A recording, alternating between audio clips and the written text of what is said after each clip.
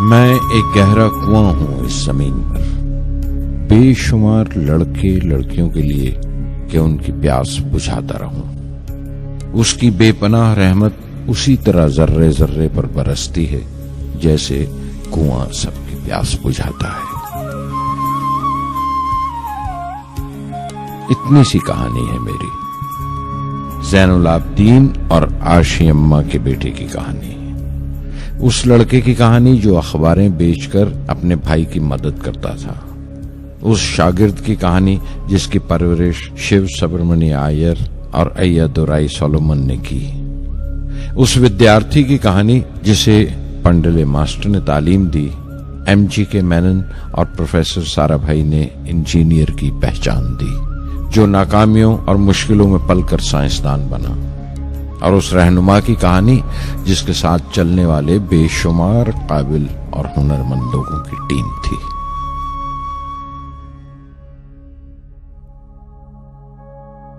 मेरी कहानी मेरे साथ खत्म हो जाएगी, क्योंकि दुनियावी मानों में मेरे पास कोई पूंजी नहीं है।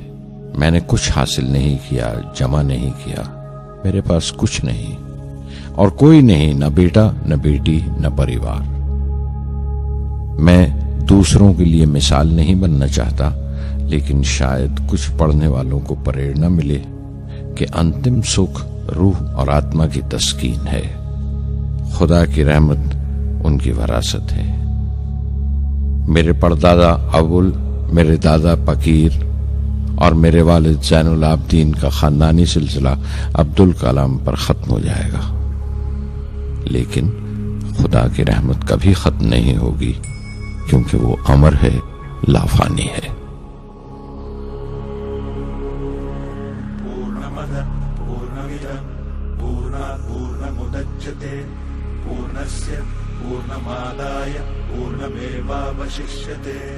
ओम पूर्णमद पूर्णमिदं पूर्णात् पूर्णमुदच्यते पूर्णस्य पूर्णमादाय पूर्णमेवावशिष्यते।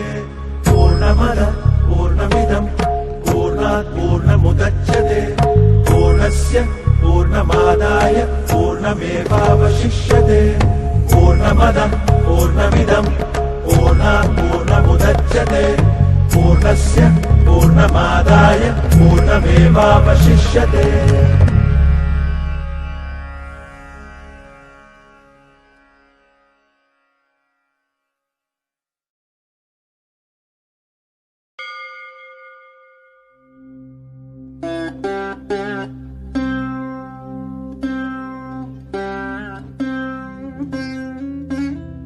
मैं शहर रामेश्वरम के एक मिडिल क्लास तमिल खानदान में पैदा हुआ। मेरे अब्बा ज़ैनुल आबदीन के पास न तालीम थी न दौलत, लेकिन इन मजबूरियों के बावजूद एक दानाई थी उनके पास और हौसला था। और मेरी मां जैसी मददगार थी आशी अम्मा। उनकी कई औलादों में एक मैं भी था, बुलंद कामत माँ बाप का एक छोटे से कद वाला मामूली शक्ल सूरत का लड़का। अपने पुश्तैनी मकान में रहते थे हम, जो कभी 19वीं सदी में बना था। काफी वसी और पक्का मकान था रामेश्वरम की मस्जिद स्ट्रीट में। मेरे अब्बा हर तरह के ऐशो आराम से दूर रहते थे, मगर जरूरियात की तमाम चीजें मुयस्सर थीं। सच तो यह है कि मेरा बचपन बड़ा महफूज था, मादी तौर पर भी और जज्बाती तौर पर भी, मटेरियली एंड इमोशनली।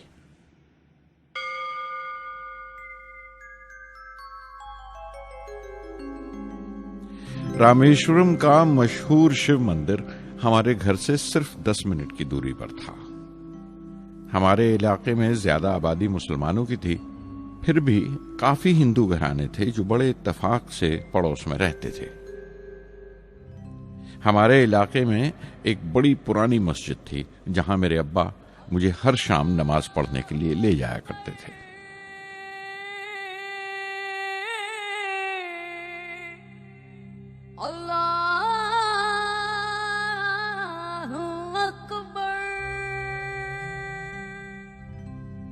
रामेश्वरम मंदिर के बड़े पुरोहित पक्षी लक्ष्मण शास्त्री मेरे अब्बा के पक्के दोस्त थे। मेरी बचपन की यादों में आंकी हुई एक याद ये भी थी कि अपने अपने रवायती लिबास में बैठे हुए वो दोनों कैसे रूहानी मसलों पर देर देर तक बातें करते रहते थे।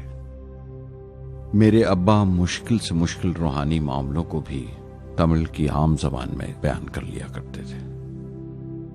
एक बार मुझसे कहा था, जब आफत आए तो आफत की वजह समझने की कोशिश करो, मुश्किलें हमेशा खुद को परखने का मौका देती हैं।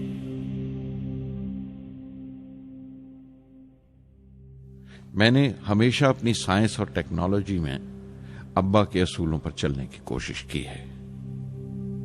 मैं इस बात पर यकीन रखता हूं कि हमसे ऊपर भी एक आला ताकत है, एक महान शक्ति है जो हमें मुसीबत, मायूसी और नाकामियों से निकालकर सच्चाई के मुकाम तक पहुंचाती है।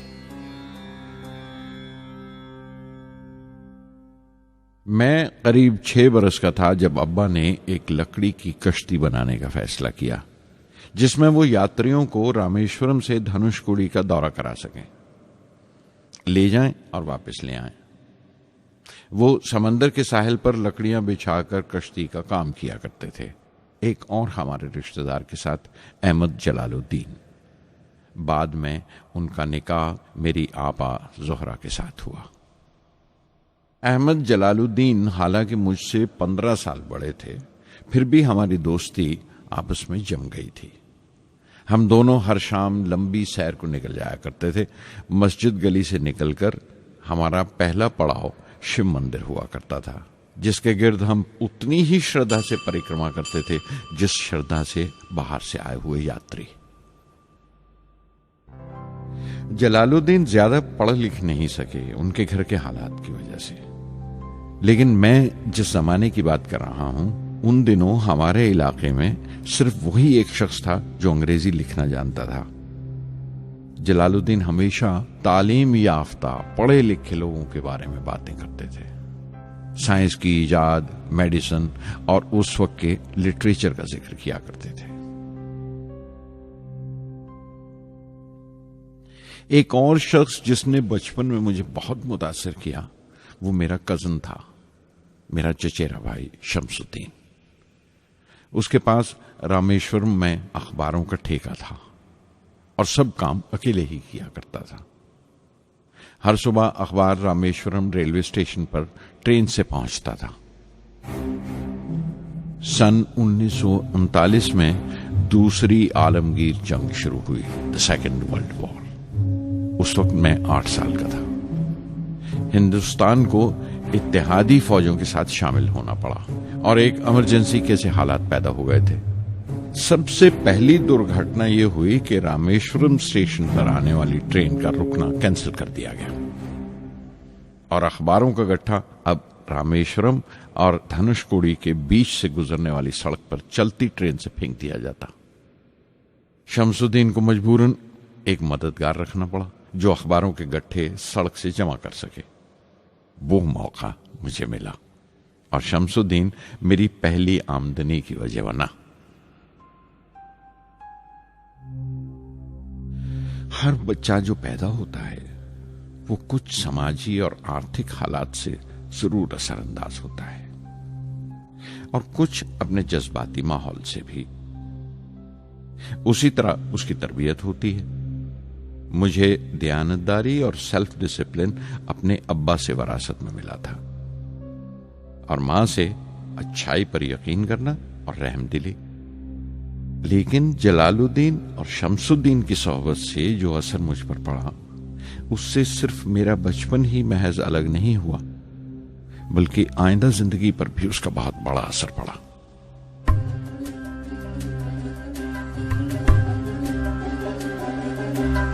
தந்தை மகற்கு ஆற்றும் நன்றி அபயத்து முந்தி இருப்பச்செயல்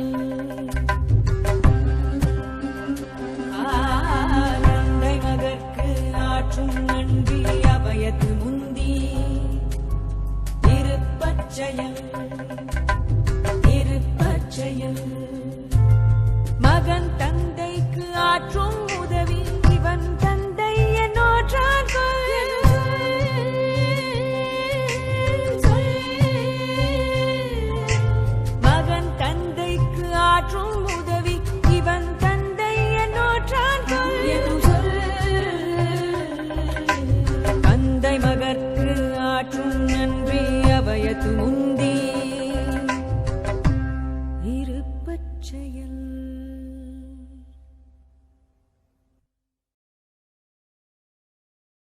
फिर जंग खत्म हो गई और हिंदुस्तान की आजादी बिल्कुल यकीनी हो गई। मैंने अब्बा से रामेश्वरम छोड़ने की इजाजत चाही। मैं डिस्ट्रिक्ट हेडक्वार्टर्स रामनाथपुरम जाकर पढ़ना चाहता था। शमसुद्दीन और जलालुद्दीन मेरे साथ रामनाथपुरम तक गए मुझे श्वार्ट्ज हाई स्कूल में दाखिल कराने के लिए। जाने क्यों वो नया माहौल मुझे रास नहीं आया। रामनाथपुरम बड़ा मसरूफ शहर था और करीब 50,000 की आबादी थी, लेकिन रामेश्वरम का सुकून और इत्मीनान कहीं नहीं था। घर बहुत याद आता था और घर लौटने का कोई मौका मैं छोड़ता नहीं था। श्वार्ट्ज हाई स्कूल में दाखिल होने के बाद एक 15 साल लड़के के तमाम शौक जो हो सकते थे मेरे अंदर जाग उठे। मेरे टीचर अय्यादुराई सोलोमन बेहतरीन रहबर थे, गाइड उस नौजवान जहन के लिए जिसके सामने जिंदगी की बेशुमार मुमकिनात खुलने वाली थी।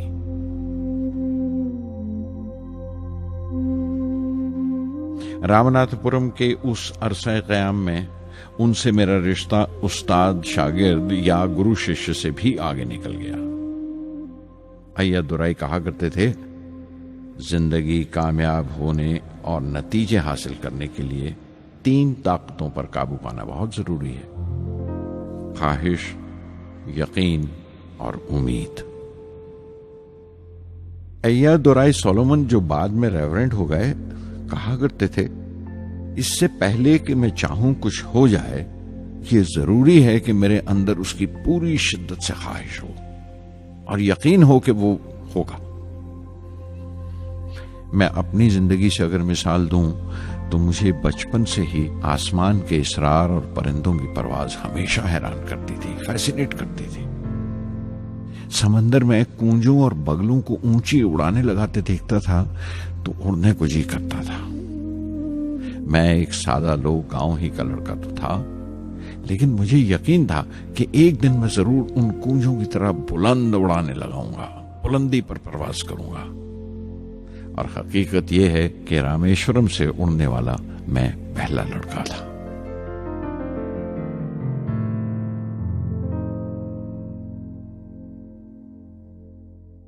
श्वार्ट्ज स्कूल में तालीम खत्म करते करते मेरे अंदर खुद एतमादी बस चुकी थी और मुझे यकीन था कि मैं जरूर कामयाबी हासिल करूंगा। मैं तालीम आगे जारी रखूंगा, उसमें कोई दूसरा ख्याल नहीं था। सन 1950 में मैं इंटरमीडिएट पढ़ने के लिए सेंट जोसेफ कॉलेज ट्रिची में दाखिल हो गया। जब बीएससी डिग्री के लिए मैंने सेंट जोसेफ कॉलेज में दाखिला लिया तो हायर एजुकेशन के माने सिर्फ इतने ही जानता था। ये नहीं जानता था कि हायर एजुकेशन के लिए कुछ और भी हो सकता है। न ये जानता था कि साइंस पढ़ के फ्यूचर के लिए और क्या मौके हासिल हो सकते हैं। बीएससी पास करने के बाद ही जान पाया कि फिजिक्स मेरा सब्जेक्ट नहीं था। अपने ख्वाब को पूरा करने के लिए मुझे इंजीनियरिंग में जाना चाहिए था। पता नहीं क्यों कुछ लोगों का ऐसा ख्याल है कि साइंस आदमी को खुदा से मुनकर कर देती है, लेकिन मेरे लिए तो साइंस एतमाद, विश्वास और रूहानी तस्कीन की वजह रही है। किसी तरह मैं MIT यानी मद्रास इंस्टीट्यूट ऑफ टेक्नोलॉजी के उम्मीदवारों की लिस्ट में तो आ गया, लेकिन उसका दाखला बहुत महंगा था। कम से कम 1,000 रुपए की जरूरत थी और मेरे अब्बा के पास इतने रुपए नहीं थे। उस वक्त मेरी अक्का, मेरी आपा जोहरा ने अपने सोने के कड़े और चेन बेचकर मेरी फीस का इंतजाम किया। मुझ पर उसकी उम्मीद और यकीन देखकर मैं पसीज गया।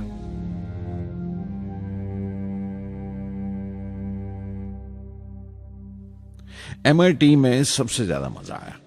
वहां 2 हवाई जहाज रखे देखकर जो उड़ान से बरी कर दिए गए थे, मुझे उनकी तरफ एक अजीब सा खिंचाव महसूस होता था।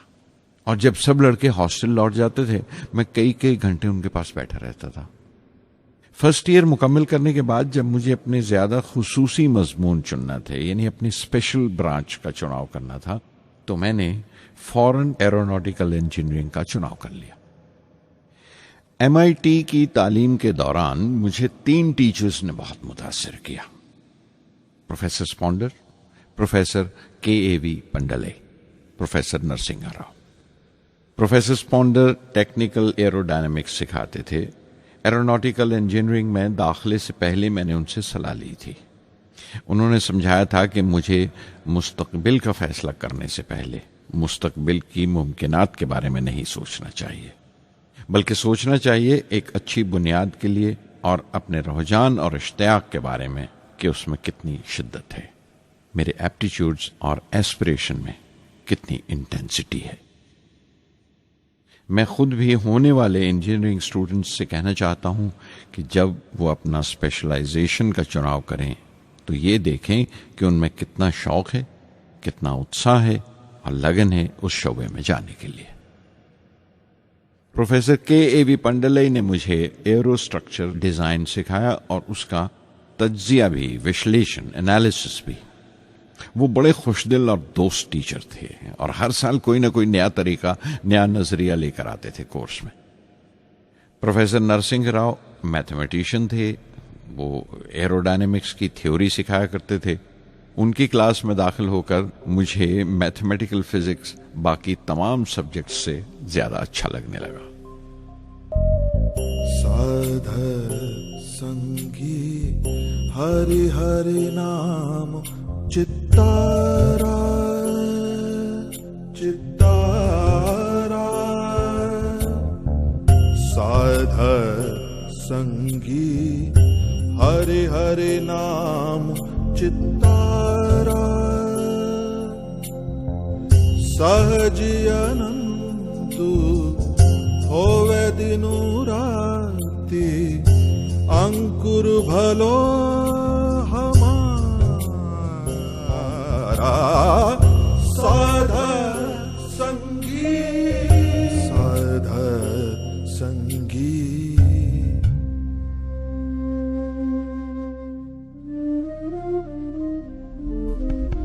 गुरुपुरा भेटियो बड़ भागी, गुरुपुरा भेटियो बड़ भागी, जाको अंतु न परवारा, अंतु न परवारा, नानक सरनी गही स्वामी की, पुनः पुनः नमस्कार, साध संगी साध संगी।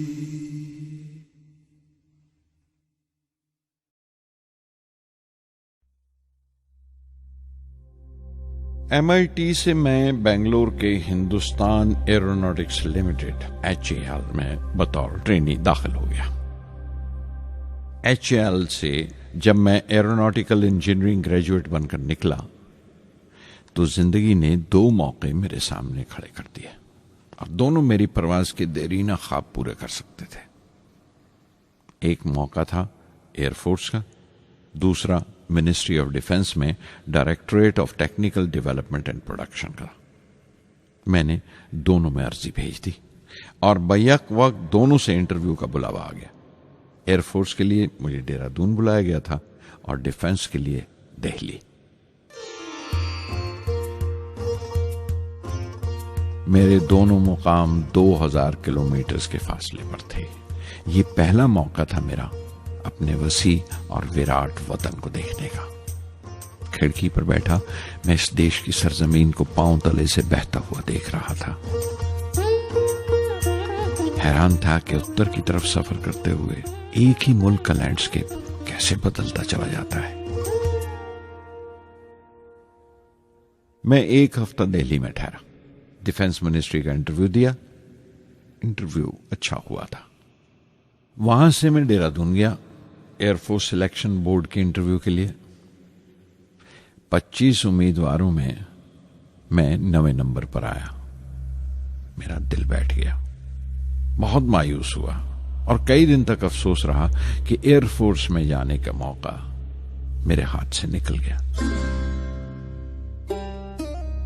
मैं ऋषिकेश चला गया, दिल पर यह बोझ लेकर कि आने वाले दिन बड़े सख्त होंगे।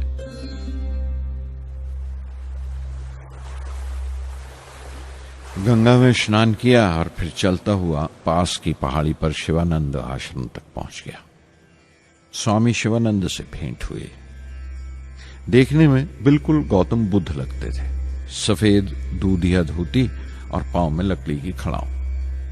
उनकी बच्चों सी मासूम मुस्कान और सादा दिली देखकर बहुत प्रभावित हुआ मैंने बताया उन्हें कैसे मैं इंडियन एयरफोर्स में भर्ती होने से रह गया और मेरी कितनी शदीद ख्वाहिश थी आसमानों में उड़ने की, परवास करने की।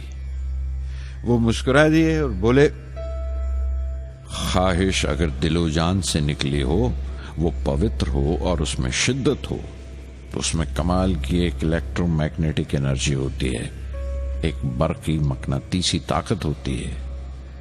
दिमाग जब सोता है तो वो एनर्जी रात की खामोशी में बाहर निकल जाती है और सुबह कायनात ब्रह्मांड से सितारों की गति रफ्तार को अपने साथ समेटकर दिमाग में लौट आती है। इसीलिए जो सोचा है उसकी सृष्टि अवश्य है, वो तख्लीक होगा। तुम विश्वास करो इस अजली बंधन पर, इस वचन पर कि सूरज फिर लौटेगा, बाहर फिर से आएगी। मैं दिल्ली लौट आया, डिफेंस से अपना इंटरव्यू का नतीजा दरियाफ्त किया। जवाब में मुझे अपॉइंटमेंट लेटर थमा दिया गया और अगले दिन से सीनियर साइंटिफिक असिस्टेंट मुकर्रर कर दिया गया, 250 रुपए की माहाना तनख्वाह पर। 3 साल गुजर गए। उन्हीं दिनों बेंगलोर में एरोनॉटिकल डेवलपमेंट एस्टेब्लिशमेंट ADE का एक नया महकमा खुला और मुझे वहां पोस्ट कर दिया गया। बेंगलोर कानपुर से बिल्कुल मुख्तलिफ शहर था। मैं अपने डायरेक्टोरेट की पोस्टिंग का पहला साल वहां गुजार चुका था। दरअसल हमारे देश में ये एक अजीब तरीका है, एक अजीब सा ढंग है अपने लोगों को हद दर्जा तक निचोड़ लेने का, जो हमारे लोगों को इंतहा पसंद बना देता है। शायद इसलिए कि सदियों इस देश ने गैर मुल्की तहजीबों के जख्म भी खाए हैं और उन्हें अपने दामन में जगह भी दी है। अलग अलग हुक्मरानों से वफा करते करते हम अपनी हैसियत, अपनी यकताई खो बैठे हैं। बल्कि हमने एक और ही किस्म की खूबी पैदा कर ली है कि एक ही वक्त में रहम दिल भी हैं और बेरहम भी, हसास भी हैं और बेहिस भी। जितने गहरे हैं उतने ही सतही। ऊपर से देखो तो हम बड़े खुश रंग और खूबरू नजर आते हैं, लेकिन कोई गौर से देखे तो अपने हुक्मरानों की एक बेढब नकल से ज्यादा कुछ नहीं है।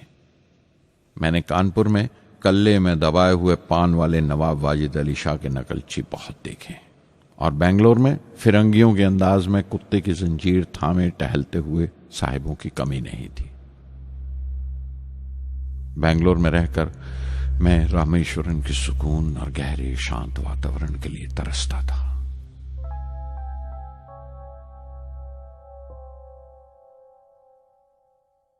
पहले साल तो ADE में कोई ज्यादा काम नहीं था। एक प्रोजेक्ट टीम बनाई थी कि 3 सालों में एक स्वदेशी हॉवरक्राफ्ट तैयार करें और वो वक्त से पहले तैयार हो गया। नंदी उसका नाम रखा गया, शिव की सवारी के आधार पर।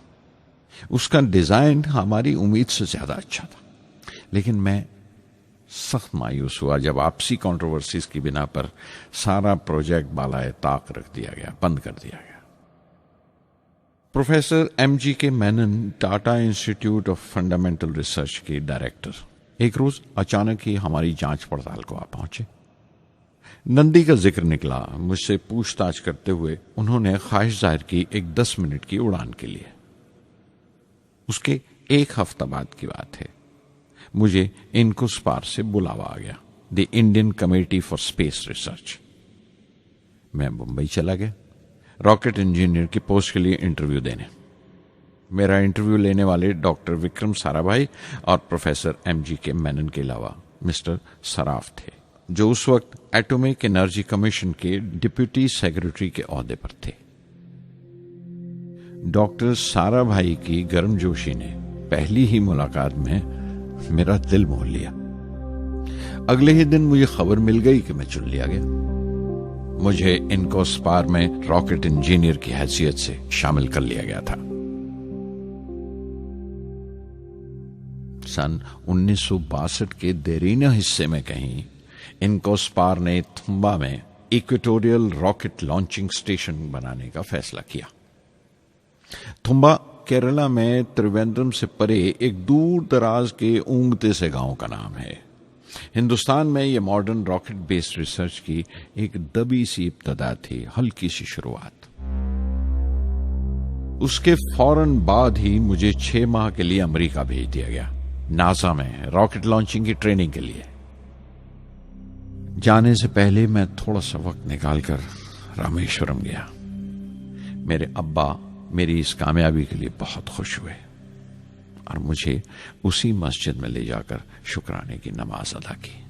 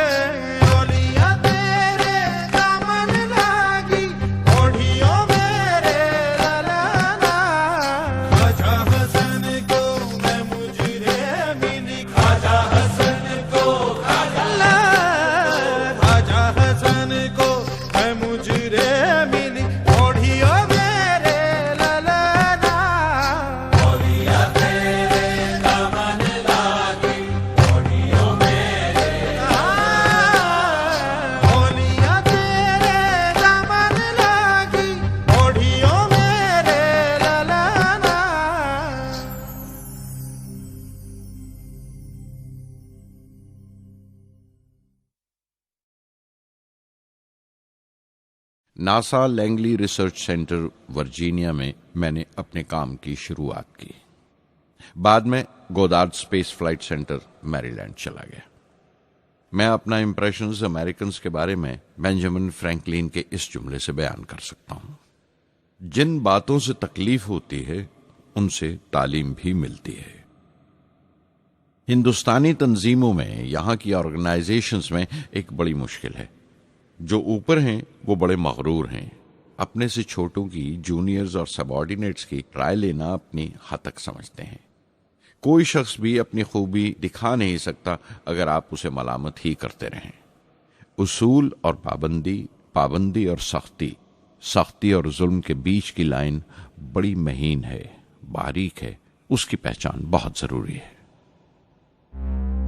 मैं जैसे ही नासा से लौटा, फौरन बाद हिंदुस्तान का पहला रॉकेट लॉन्च वाक़या हुआ, 21 नवंबर सन 1963। वो साउंडिंग रॉकेट था, नाम नाइकी अपेची। नाइकी अपेची की कामयाबी के बाद प्रोफेसर साराभाई ने अपनी आरजू, अपने एक ख्वाब का इजहार किया, एक Indian satellite launch vehicle ISLV का सपना। हिंदुस्तानी रॉकेट का ख्वाब 20वीं सदी में एक तरह से 18वीं सदी का ख्वाब भी कहला सकता है, जो टीपू सुल्तान ने देखा था। टीपू सुल्तान की फौज में 27 ब्रिगेड थे जो खुशून कहलाते थे, और हर एक ब्रिगेड में एक दस्ता था रॉकेटमैन का जो साथ रहा करता था और जुर्क्स कहलाता था। जब टीपू सुल्तान मारा गया तो अंग्रेजों ने 700 रॉकेट्स और 900 रॉकेट के सब सिस्टम्स बरामद किए 1799 में तिरुकन्नाहल्ली की जंग के बाद। वो रॉकेट्स विलियम कॉन्गरीव ने इंग्लैंड भिजवा दिए जांच पड़ताल के लिए, उसकी तकनीक समझने के लिए, जिसे आज की साइंसी जबान में हम रिवर्स इंजीनियरिंग कहते हैं। टीपू सुल्तान की मौत के साथ उस ख्वाब की भी मौत हो गई, कम से कम 150 साल के लिए। पंडित जवाहरलाल नेहरू की बदौलत वो रॉकेटरी का ख्वाब एक बार फिर हिंदुस्तान में जिंदा हुआ।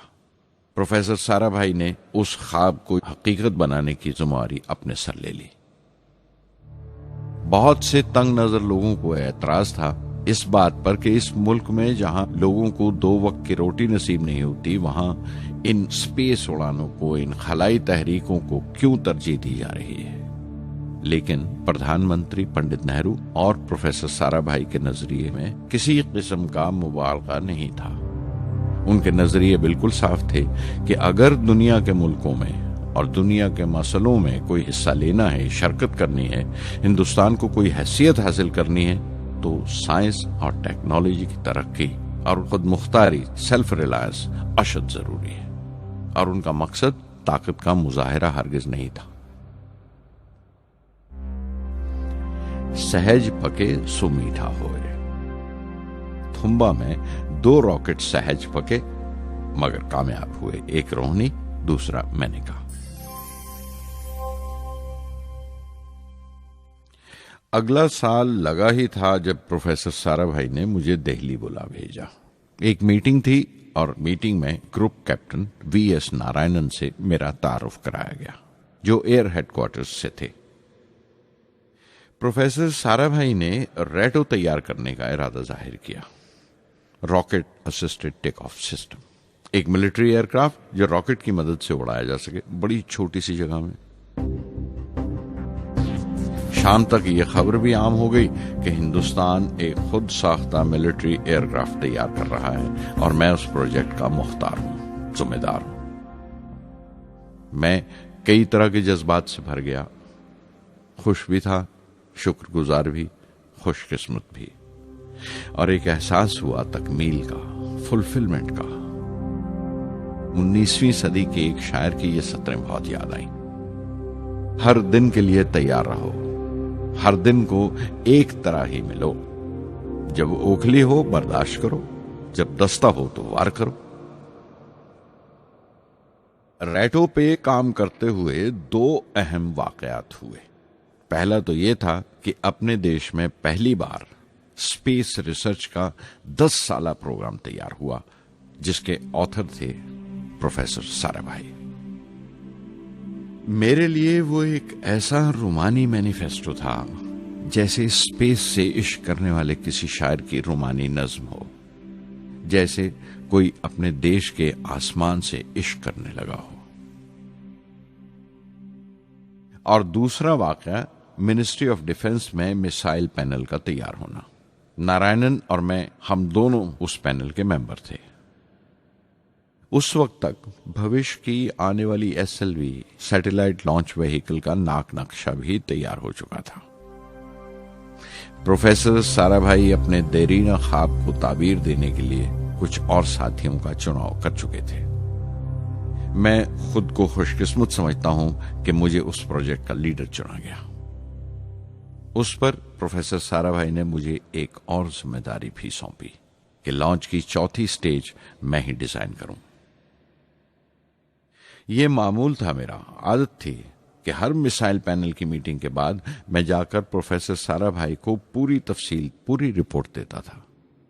दिल्ली में ऐसी ही एक मीटिंग के बाद 23 दिसंबर 1971 को मैं त्रिवेंद्रम लौट रहा था और उस दिन प्रोफेसर साराभाई थुम्बा में SLV का मुआयना करने गए हुए थे। दिल्ली एयरपोर्ट के लाउंज से मैंने उन्हें फोन किया, पैनल मीटिंग की तफसील बताई। प्रोफेसर साराभाई ने मुझे कहा कि मैं त्रिवेंद्रम एयरपोर्ट पर उनका इंतजार करूं।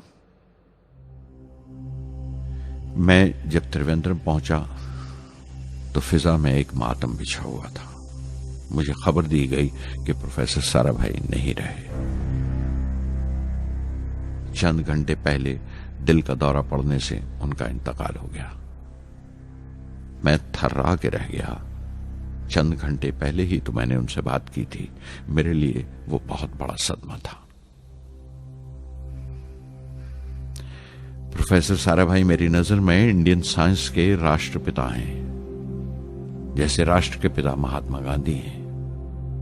उन्होंने अपनी टीम से रहनुमा पैदा किए और खुद अपने अमल से उनके लिए मिसाल साबित हुए।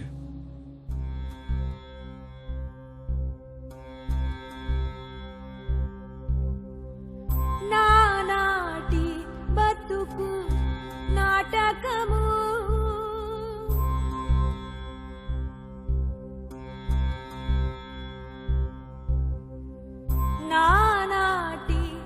బతుకు నాటకము కానక కన్నది కైవల్యము కానక కన్నది కైవల్యము నానాటి బతుకు నాటకము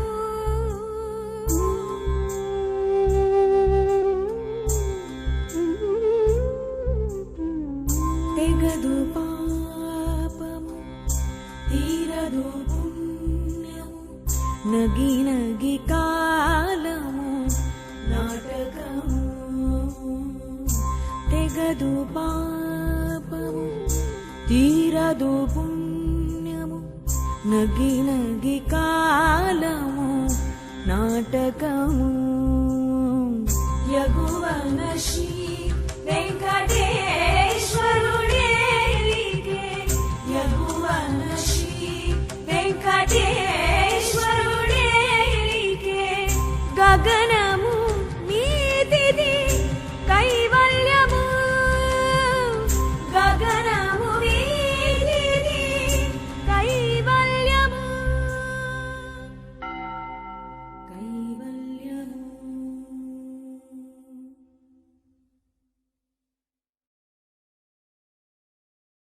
कुछ अरसा प्रोफेसर एमजी के मेनन ने स्पेस रिसर्च का काम संभाला।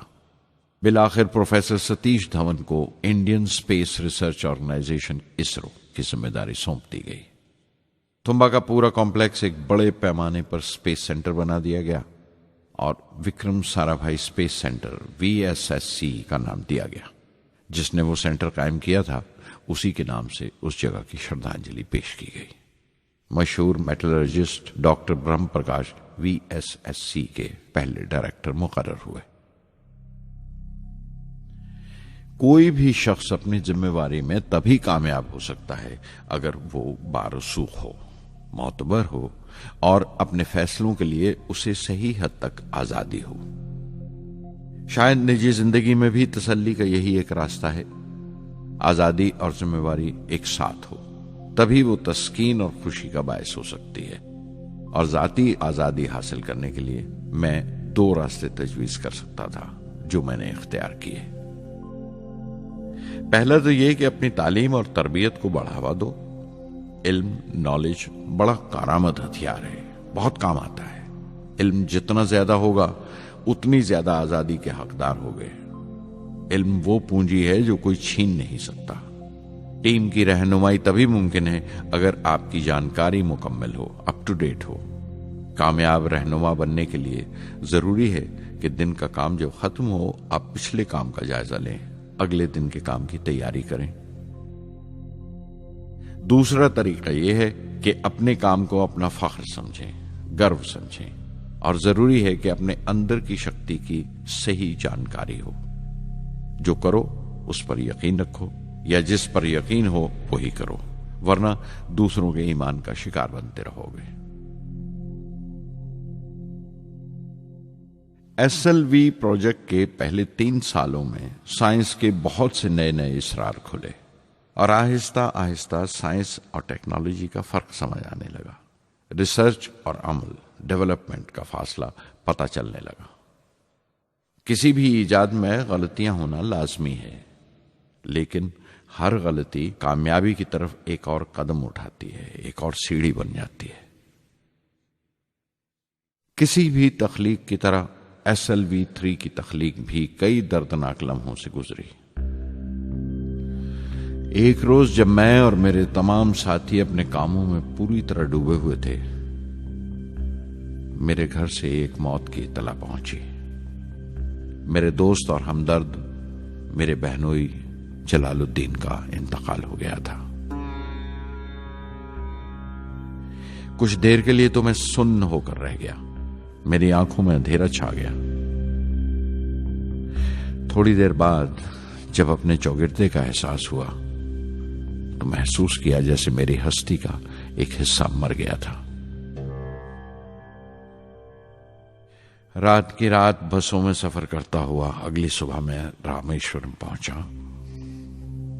जोहरा को क्या तसल्ली देता, और क्या सब्र देता अपनी भांजी महबूबा को, जो रो रो कर हलकान हो रही थी। मेरी आंखों के सोते पहले ही सूख चुके थे। थुम्बा लौटकर बहुत दिनों तक सारा कामकाज, सारी मसरूफियत बेमानी लगने लगी। बहुत दिनों तक बहुत मलाल लगा, सब बेमानी लगता था। प्रोफेसर धवन देर देर तक हौसला देते थे, कहते SLV पर जैसे जैसे काम आगे बढ़ेगा मुझे सब्र महसूस होगा और ये मायूसी कम होते होते गुजर जाएगी। 1976 में मेरे अब्बा ज़ैनुल आबदीन 102 साल की उम्र में वहीं रामेश्वरम में इंतकाल फरमा गए। 15 पोते पोतियां छोड़कर गए थे पीछे और एक पड़पोता। दुनियावी तौर पर वो सिर्फ एक और बुजुर्ग की मौत थी। कोई बड़ा मातम नहीं हुआ, झंडा नहीं उतारा गया, न अखबारों ने स्याह हाशिए दिए, न सियासतदान थे वो, न विद्वान कोई, न कोई बड़े सरमायादार। एक सीधे सादे इंसान थे, फरिश्ता सिफत। और हर उस बात की वजह थे जो दानाई और पारसाई की राह दिखाती है।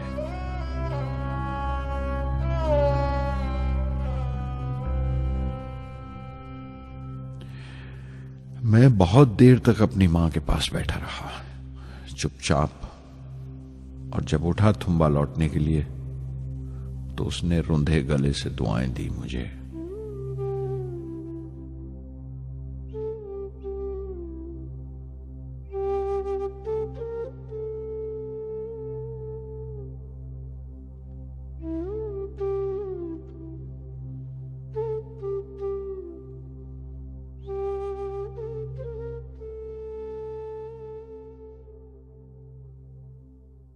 SLV-3 अपोजी रॉकेट जो फ्रांस से उड़ाई जाने वाली थी, अचानक कुछ मुश्किलों का शिकार हो गई। मुझे फौरन फ्रांस जाना पड़ा। मैं रवाना होने ही वाला था कि मेरी मां की मौत की खबर पहुंची। यके बाद दीगरे 3 मौतें हो गई मेरे घर में। उस वक्त मुझे अपने काम में पूरे ध्यान की जरूरत थी। 100% लगन से काम करने की ख्वाहिश किसी और लगन की गुंजाइश नहीं छोड़ती। मुकम्मल नीति और पूरी लगन से SLV-3 का ख्वाब 1979 के दरमियान में जाकर पूरा हुआ। हमने SLV-3 की परवाज का दिन 10 अगस्त 1979 तय किया था। 23 मीटर लंबा 4 स्टेजेस का ये रॉकेट 17 टन का वजन लेकर 7:58 पर बड़ी कजदाई से उड़ा और खला की तरफ रवाना हुआ।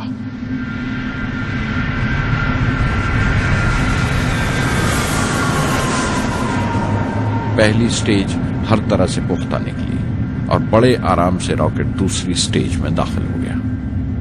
हम सब दम खुद रह गए, सांस रोके बैठे थे। हमारे बरसों का ख्वाब आसमान की तरफ सफर कर रहा था।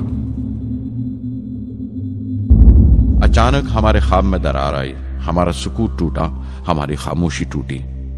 दूसरी स्टेज काबू से बाहर होने लगी थी। 317 सेकंड के बाद परवाज टूट गई। मेरी मेहनत और उम्मीद चौथी स्टेज को साथ लेकर तमाम मलबा श्री हरिकोटा से 560 किलोमीटर दूर समंदर में जाके गिरा।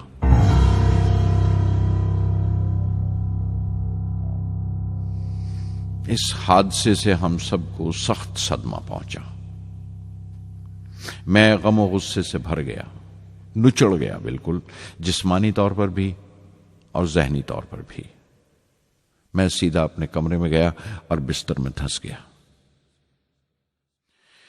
मैंने अपने कंधे पर एक दिलासे का हाथ महसूस किया तो आंख खोली। दोपहर ढल चुकी थी, शाम करीब थी। डॉक्टर ब्रह्म प्रकाश मेरे सराहने बैठे थे। उनकी इस हमदर्दी ने छू लिया मुझे। मैं उदास था, मायूस था, लेकिन अकेला नहीं।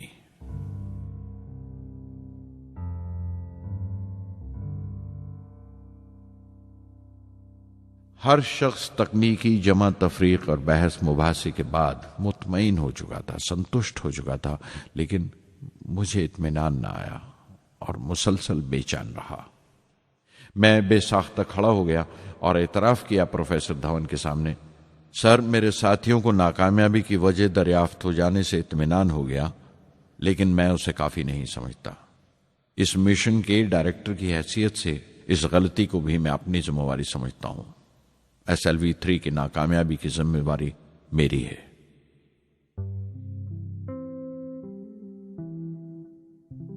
साइंस का काम कमाल दर्जा उत्साह भी देता है, खुशी भी और उतनी ही गहरी मायूसी भी।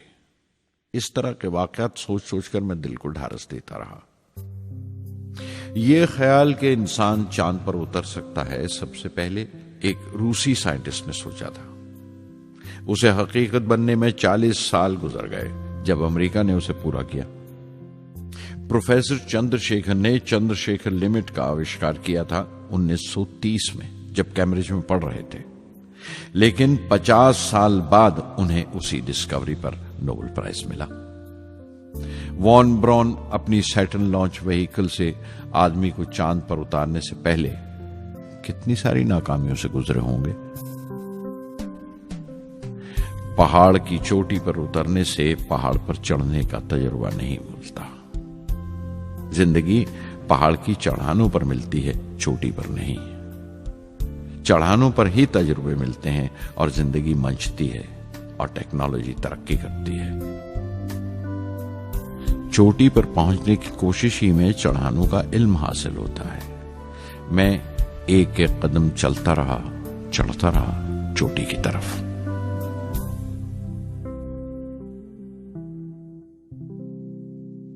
SLV-3 की उड़ान से 30 घंटा पहले 17 जुलाई 1980 के दिन अखबारों की सुर्खियां तरह तरह की राय और अंदाजों से भरी हुई थीं।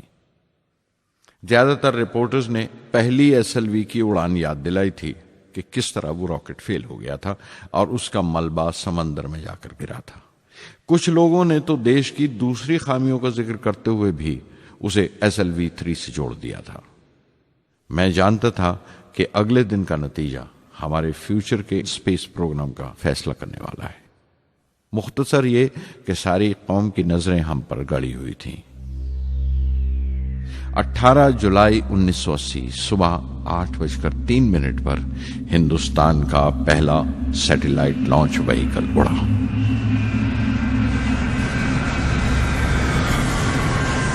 मैंने रोहिणी सैटेलाइट का तमाम डेटा कंप्यूटर पर जांचा। अगले 2 मिनट के अंदर अंदर रोहिणी अंतरिक्ष में था। उस तमाम शोरगुल के बीच में मैंने अपनी जिंदगी के सबसे अहम अल्फाज अदा किए। मैं मिशन डायरेक्टर बोल रहा हूं, एक जरूरी खबर सुनने को तैयार रहो। चौथी स्टेज कामयाबी के साथ रोहिणी सैटेलाइट को लेकर अंतरिक्ष में दाखिल कर रही है। मैं ब्लॉक से बाहर आया तो मेरे साथियों ने मुझे कंधों पर उठा लिया और नारे लगाते हुए जुलूस निकाला। सारी कौम में एक जोश की लहर दौड़ गई। हिंदुस्तान उन चंद कौमों में शामिल हो गया था जिनके पास सैटेलाइट लॉन्च की काबिलियत थी। हमारी कौम का एक ख्वाब पूरा हुआ था और हमारे इतिहास का एक नया बाब खुला, एक नया चैप्टर। प्रधानमंत्री इंदिरा गांधी ने मुबारकबाद का तार भेजा और सबसे ज्यादा हिंदुस्तान के साइंसदान खुश थे कि ये पूरी कोशिश स्वदेशी थी, हमारी अपनी थी। मैं कुछ मिले जुले जज्बात से गुजर रहा था। मैं खुश था कि पिछली 2 दहाइयों से जिस कोशिश में था बिलाखिर उसमें कामयाब हुआ, लेकिन उदास था जिन लोगों की बदौलत में यहां पहुंचा था वो लोग मेरे साथ नहीं थे। मेरे अब्बा, मेरे बहनोई जलालुद्दीन और प्रोफेसर साराभाई। SLV3 की कामयाबी के महीने भर के अंदर ही प्रोफेसर धवन का फोन आया एक दिन और दिल्ली बुलाया प्रधानमंत्री से मिलने के लिए। मेरी एक छोटी सी उलझन थी कपड़ों को लेकर। हमेशा से बड़े आमियाना से कपड़े पहनता हूं और पांव में चप्पल या स्लीपर कह लो। प्रधानमंत्री को मिलने जैसा वो लिबास नहीं था, मेरे लिए नहीं, उनके एहतराम के लिए। सुना तो प्रोफेसर धवन बोले, कपड़ों की फिक्र मत करो, तुमने जो शानदार कामयाबी पहन रखी है वो काफी है। रिपब्लिक डे 1981 मेरे लिए एक बड़ी खुशखबरी लेकर आया कि मुझे पद्म भूषण से नवाजा गया है। मैंने अपने कमरे को बिस्मिल्लाह खां की शहनाई से भर लिया। शहनाई की गूंज मुझे कहीं और ही ले गई। मैं रामेश्वरम पहुंच गया, मां के गले लगा। अब्बा ने मेरे बालों को उंगलियों से सहलाया और मेरा दोस्त, मेरा रफीक जलालुद्दीन मस्जिद गली में जमा हुए लोगों में मेरे इनाम का ऐलान कर रहा था। मेरी बहन जोहरा ने मीठा बनाया घर में। पक्षी लक्ष्मण शास्त्री ने मेरे माथे पर तिलक लगाया। फादर सोलोमन ने मेरे हाथ में सलीब देकर दुआ पढ़ी और प्रोफेसर सारा भाई को देखा। उनके चेहरे पर मुस्कुराहट थी, फख्र था। जो पौधा वो लगाकर गए थे अब पूरा पेड़ बन चुका था, जिसके फल हिंदुस्तान की आवाम तक पहुंच रहे थे।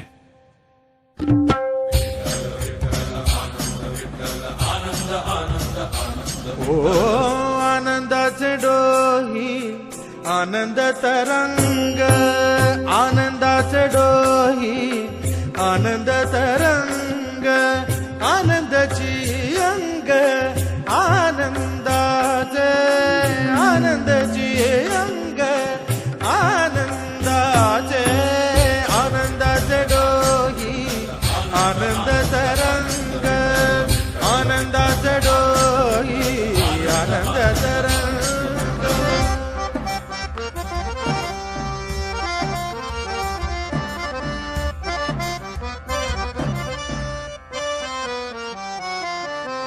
गर्भाचे आवडी मातेचा डोहळा, तेथीचा जिव्हळा तेथे बिंबे। गर्भाचे आवडी मातेचा डोहळा, तेथीचा जिव्हळा तेथे बिंबे। तुका म्हणे तैसा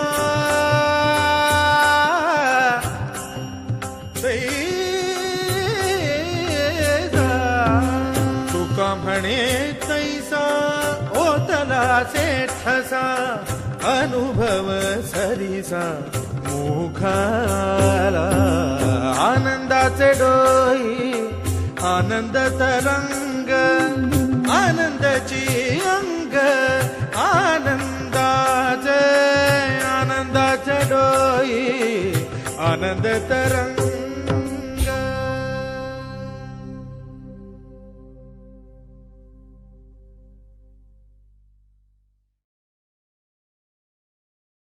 पहली जून 1982 मैंने defence research and development laboratory DRDL की जिम्मेवारी संभाल ली।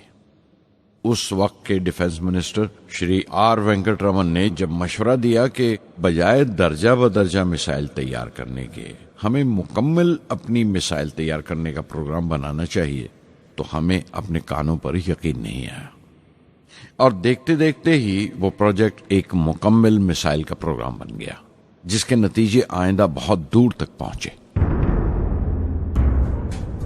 हर एक प्रोजेक्ट का नाम हिंदुस्तान की खुद मुख्तारी, सेल्फ रिलायंस का सबूत था। सरफेस टू सरफेस मिसाइल का नाम पृथ्वी रखा गया। टैक्टिकल कोर व्हीकल को त्रिशूल का नाम दिया गया। Surface to air defence system Akash कहलाया।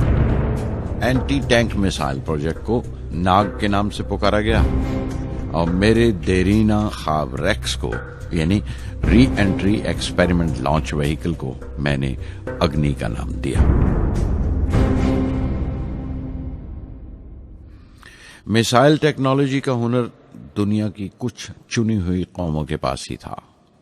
वो बड़े ताज्जुब से हमारी तरफ देख रहे थे कि हम क्या करने जा रहे हैं और कैसे करेंगे। हम एक मीटिंग में बैठे हुए अपने मकसद को पूरा करने के लिए 1984 की निशानदेही कर रहे थे जब डॉक्टर ब्रह्म प्रकाश की मौत की खबर आई। मेरे लिए वो एक और सदमा था। पहली SLV की नाकामी के वक्त जिस तरह उन्होंने ढारस दी थी मुझे, वो याद करके मैं और ज्यादा गमगीन हो गया।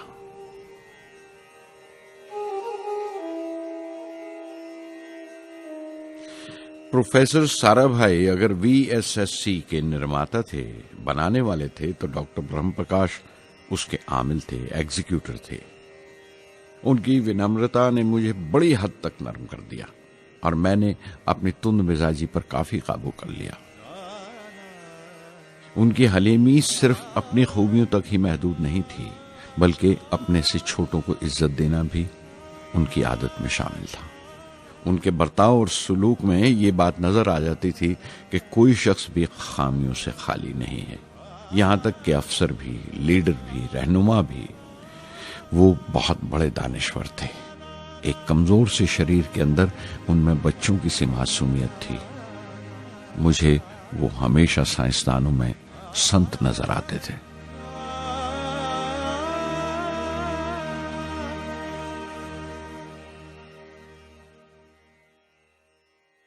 पृथ्वी का काम अपनी तकमील को पहुंच रहा था जब हम 1988 में दाखिल हुए।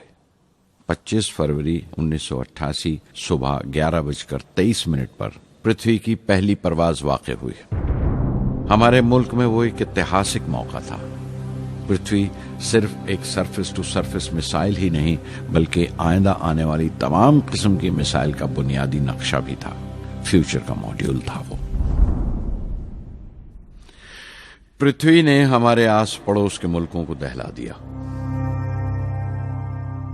मगरबी यानी वेस्टर्न मुल्कों को पहले तो हैरत हुई, फिर गुस्से का इजहार किया और पाबंदी लगा दी इंडिया के लिए कि वो ऐसी कोई चीज बाहर के मुल्कों से न खरीद सकें जो उनके मिसाइल प्रोग्राम में इस्तेमाल हो सकती हो या काम आ सकती हो।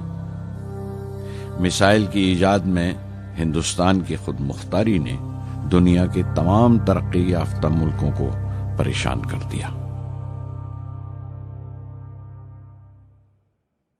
अग्नि की टीम में 500 से ज्यादा साइंसदान शामिल थे। अग्नि की परवाज 20 अप्रैल 1999 तय पाई थी। लॉन्च की तमाम तैयारियां मुकम्मल हो चुकी थीं और हिफाजत के लिए यह फैसला किया गया था कि लॉन्च के वक्त आसपास के तमाम गांव खाली करा दिए जाएं। अखबारात और दूसरी मीडिया ने इस बात को बहुत उछाला। 20 अप्रैल पहुंचते पहुंचते तमाम मुल्क की नजरें हम पर टिकी हुई थीं। दूसरे मुल्कों का दबाव बढ़ रहा था कि हम इस तजुर्बे को मुलतवी कर दें या खारिज कर दें, लेकिन सरकार मजबूत दीवार की तरह हमारे पीछे खड़ी रही और किसी तरह हमें पीछे नहीं हटने दिया।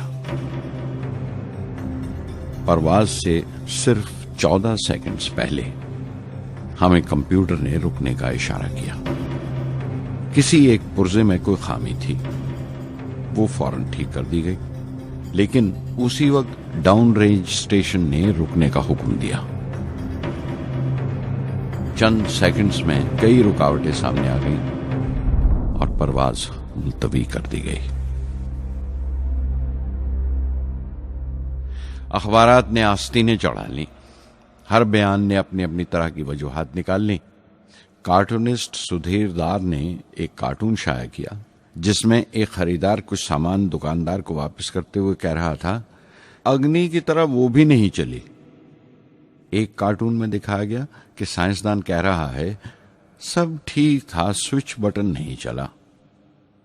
हिंदुस्तान टाइम्स के कार्टून में एक नेता रिपोर्टर को समझा रहा है, डरने की कोई बात नहीं, ये बड़ी अमन पसंद अहिंसावाद की मिसाइल है, इससे कोई मरेगा नहीं। करीब 10 रोज दिन रात काम चला मिसाइल की दुरुस्ती पर और आखिरकार साइंसदानों ने एक नई तारीख तय की अग्नि की परवाज के लिए।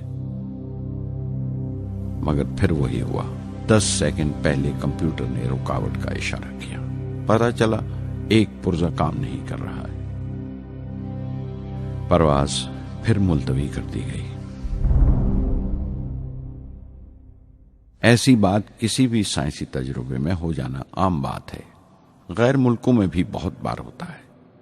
लेकिन उम्मीद से भरी हुई कौम हमारी मुश्किलें समझने को तैयार नहीं थी। हिंदू अखबार में केशव का एक कार्टून छपा जिसमें एक देहाती कुछ नोट गिनते हुए कह रहा था, मिसाइल के वक्त गांव से हट जाने का मुआवजा मिला है। 2-4 बार और ये तजुर्बा मुलतवी हुआ तो मैं पक्का घर बनवा लूंगा। अमोल बटर वालों ने अपने होर्डिंग पर लिखा, अग्नि को ईंधन के लिए हमारे बटर की जरूरत है। अग्नि की मुरम्मत का काम जारी रहा। आखिरकार एक बार फिर 22 मई की तारीख अग्नि की परवाज के लिए तय पाई। उसकी पिछली रात doctor Arunachalam, general KN Singh और मैं डिफेंस मिनिस्टर KC पंत के साथ चहलकदमी कर रहे थे। पूरे चांद की रात थी, हाई टाइड का वक्त था और लहरें गरज गरज कर खुदा की अजमत का नाम ले रही थी। कल अग्नि की परवाज कामयाब होगी या नहीं, बार बार यही सवाल हमारे दिमाग में गूंज रहा था।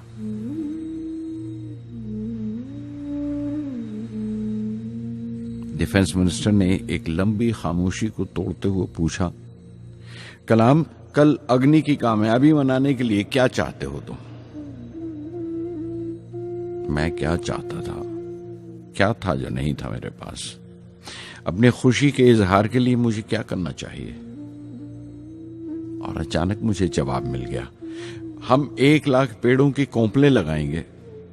मैंने कहा और उनके चेहरे पर रौनक आ गई। तुम अपनी अग्नि के लिए धरती मां का आशीर्वाद चाहते हो, बोले। कल यही होगा, उन्होंने पेशंगोई की।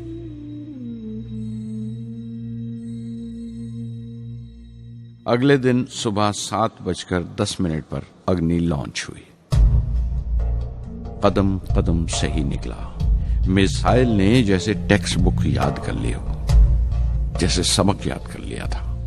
हर सवाल का सही जवाब मिल रहा था। लगता था एक लंबे खौफनाक ख्वाब के बाद एक खूबसूरत सुबह ने आंख खोली है। 5 साल की मुशक्कत के बाद हम इस लॉन्च पैड पर पहुंचे थे। इसके पीछे 5 लंबे सालों की नाकामयाबी, कोशिशें और इम्तिहान खड़े थे। इस कोशिश को रोक देने के लिए हिंदुस्तान ने हर तरह के दबाव बर्दाश्त किए थे, लेकिन हमने कर दिखाया जो करना था। मेरी जिंदगी का सबसे कीमती लम्हा था वो मुट्ठी भर सेकंड्स, 600 सेकंड की वो परवाज जिसने हमारी बरसों की थकान दूर कर दी, बरसों की मेहनत को कामयाबी का तिलक लगाया।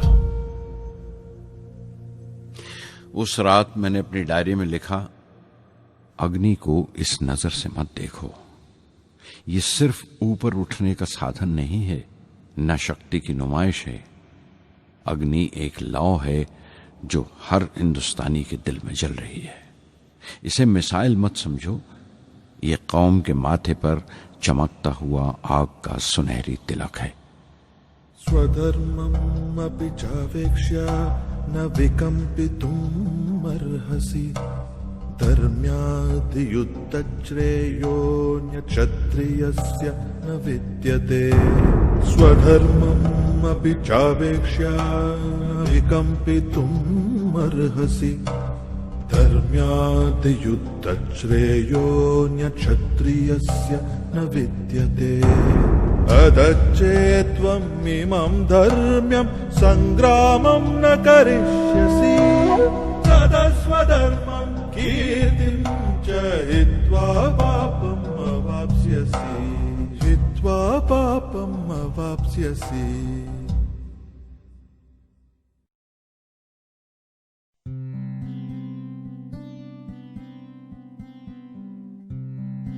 ,1990 के रिपब्लिक डे पर देश ने मिसाइल प्रोग्राम की कामयाबी का जश्न मनाया।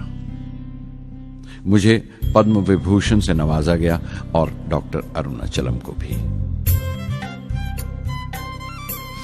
10 साल पहले पद्म भूषण की यादें एक बार फिर हरी हो गईं।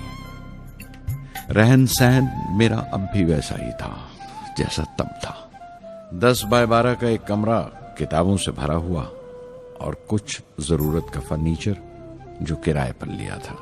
फर्क इतना ही था कि तब यह कमरा त्रिवेंद्रम में था, अब हैदराबाद में। वेटर मेरा नाश्ता लेकर आया, इडली और छाछ, और आंखों में एक खामोश मुस्कुराहट मुबारकबाद की। मैं अपने हमवतनों की इस नवाजिश से छलक गया।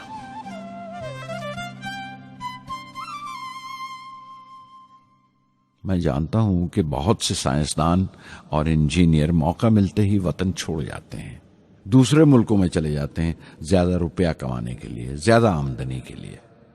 लेकिन ये आदर, मोहब्बत और इज्जत क्या कमा सकते हैं जो उन्हें अपने वतन से मिलती है। 15 अक्टूबर 1991 में 60 साल का हो गया। मुझे अपनी रिटायरमेंट का इंतजार था। चाहता था कि गरीब बच्चों के लिए एक स्कूल खोलूं। ये वो दिन थे जब मैंने सोचा कि अपनी जिंदगी के तजुर्बे, मुशाहिदे और वो तमाम बातें कलमबंद करूं जो दूसरों के काम आ सकें। एक तरह से अपनी स्वाने उम्री लिखूं, अपनी जीवनी। मेरे ख्याल में मेरे वतन के नौजवानों को एक साफ नजरिए और दिशा की जरूरत है। तभी ये इरादा किया कि मैं उन तमाम लोगों का जिक्र करूं जिनकी बदौलत मैं ये बन सका जो मैं हूं।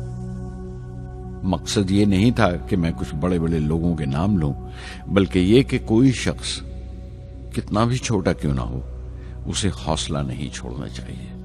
मसले, मुश्किलें जिंदगी का हिस्सा हैं और तकलीफें कामयाबी की सच्चाइयां हैं। जैसा कहा है किसी ने, खुदा ने यह वादा नहीं किया कि आसमान हमेशा नीला ही रहेगा, जिंदगी भर फूलों से भरी राहें मिलेंगी। खुदा ने यह वादा नहीं किया कि सूरज है तो बादल नहीं होंगे, खुशी है तो गम नहीं, सुकून है तो दर्द नहीं होगा। मुझे ऐसा कोई गुरूर नहीं कि मेरी जिंदगी सबके लिए एक मिसाल बनेगी, मगर यह हो सकता है कि कोई मायूस बच्चा किसी गुमनाम सी जगह पर जो समाज के किसी माजूर हिस्से से ताल्लुक रखता हो, ये पढ़े और उसे चैन मिले, ये पढ़े और उसकी उम्मीद रोशन हो जाए। हो सकता है ये कुछ बच्चों को नाउमीदी से बाहर ले आए और जिसे वो मजबूरी समझते हैं वो मजबूरी ना लगे। उन्हें यकीन रहे कि वो जहां भी हैं खुदा उनके साथ है। काश हर हिंदुस्तानी के दिल में जलती हुई लौ को पर लग जाए और उस लौ की परवाज से सारा आसमान रोशन हो जाए।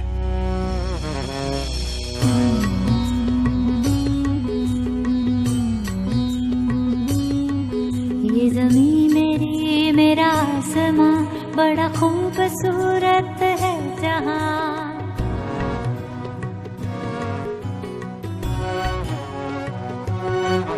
ये ज़मीं मेरी, मेरा आसमां, बड़ा खूबसूरत है जहां।